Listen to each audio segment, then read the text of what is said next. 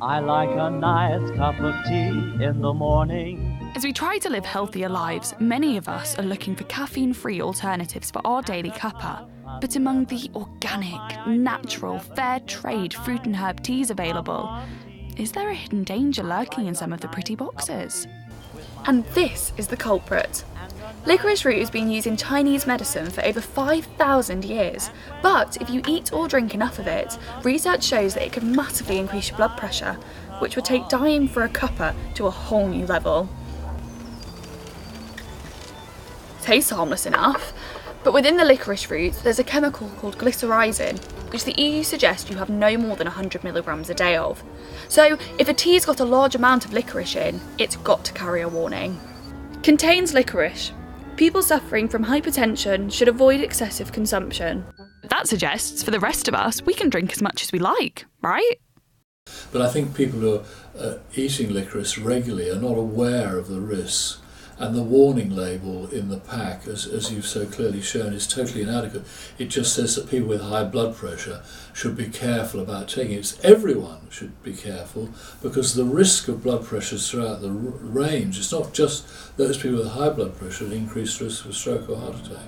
I went to talk to patients at a hypertension clinic at Mayfield Surgery to find out which drink they thought would raise their blood pressure most in the long term.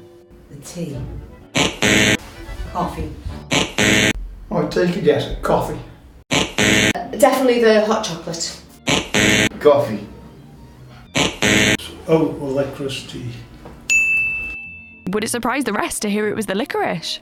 Yes, it would surprise me actually. It would, because I think that would be something you think would be healthier for you. The way it's packaged, it's an alternative to hot chocolate, coffee and tea. Yes, I would. I'd have thought that was the healthier one. Anything that's clear, it's got no caffeine in it, and so you would go for that. Yeah. Well, what a shocker. For most of the teas, drinking more than 1 cup a day will put you over the EU safe limit. But Janine only realised when I posted on social media.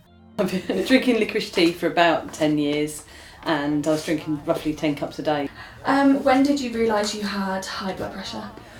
2 years ago I had to go in for a minor gynae operation, and they did my blood pressure at the hospital, at which point it was 260 over 140, and they were in a panic. I was immediately put on 2 different types of tablets to try and bring it down, but it never came down completely, just enough to have the operation. So, what did Janine do after she saw my post?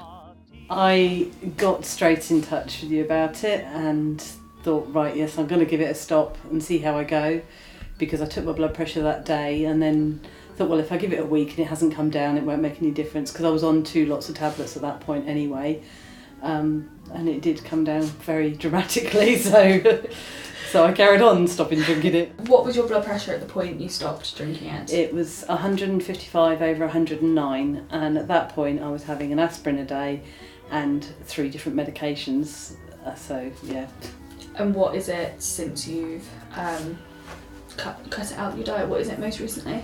My most recent was 126 over 80, and I've cut out all the tablets as well as the licorice tea now, so it's actually normal. I spoke to the pharmacist about the fact that I wanted to give up taking the tablets because the licorice tea thing. The pharmacist had never heard of anything connected with licorice tea, but said if I'm monitoring carefully to come off tablets one at a time, so that's what I've done. So it makes me really angry that they don't label it better. Cigarettes do. What do you think about the term, don't drink to excess?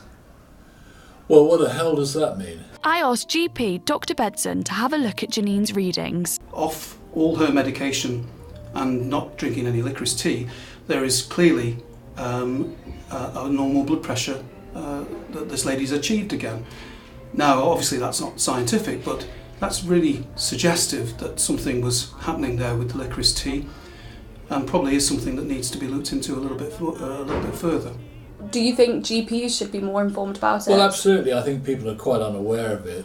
We have, through Blood Pressure UK, our charity organisation, tried to make people more aware of it. But I mean, it isn't easy. You've got new generations coming, and of course there's this big fashion now for licorice tea. So licorice consumption has probably increased with that, and it's claimed that these teas have some health benefits, I have no idea what they are. I think it's a load of old rubbish, but they're dangerous for people to drink, and I wouldn't recommend drinking licorice tea.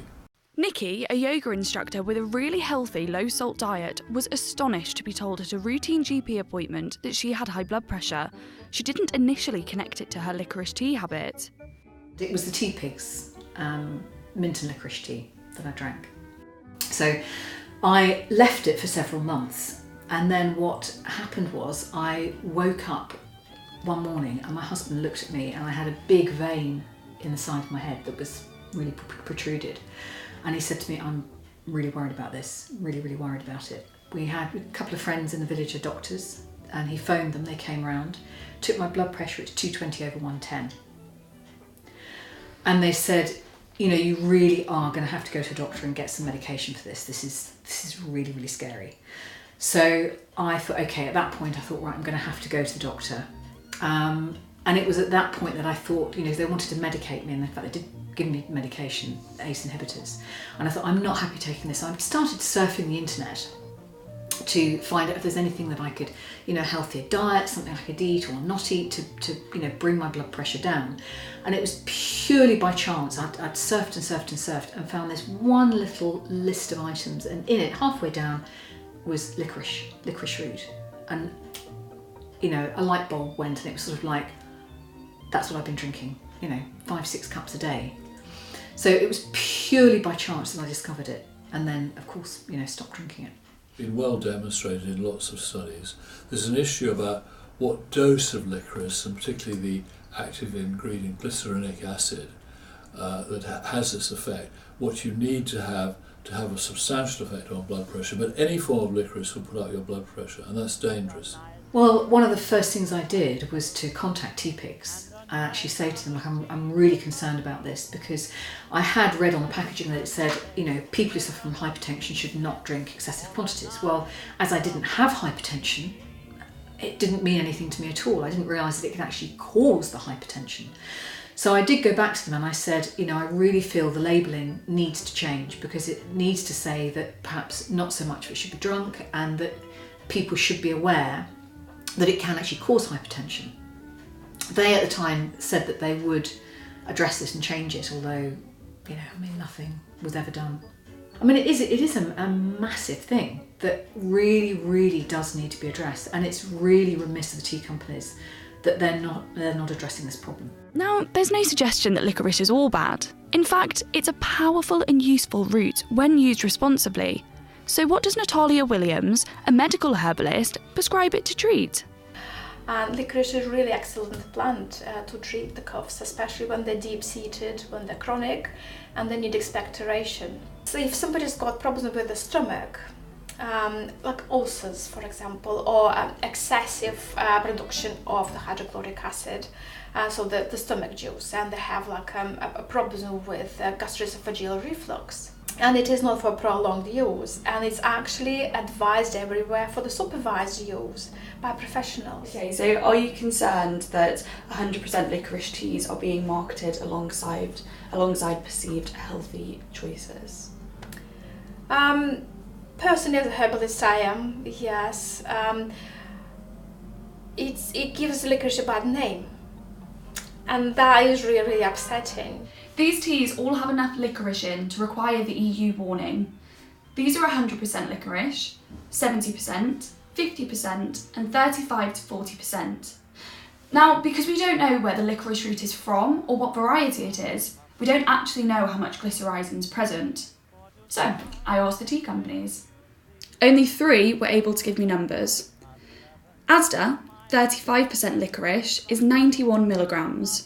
And according to Tea Pigs, their 70% licorice tea is 100 milligrams.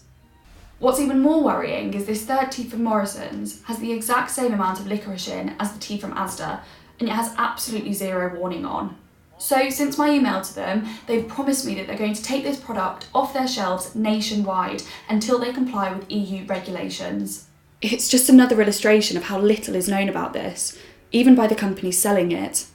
So what final advice would Janine have for people who drink a lot of the tea? For anyone with high blood pressure, stop drinking licorice tea or don't start drinking it. It's just a no-brainer really, because it's had such an effect. And when it's time for bed, there's a lot to be said for a nice cup of tea.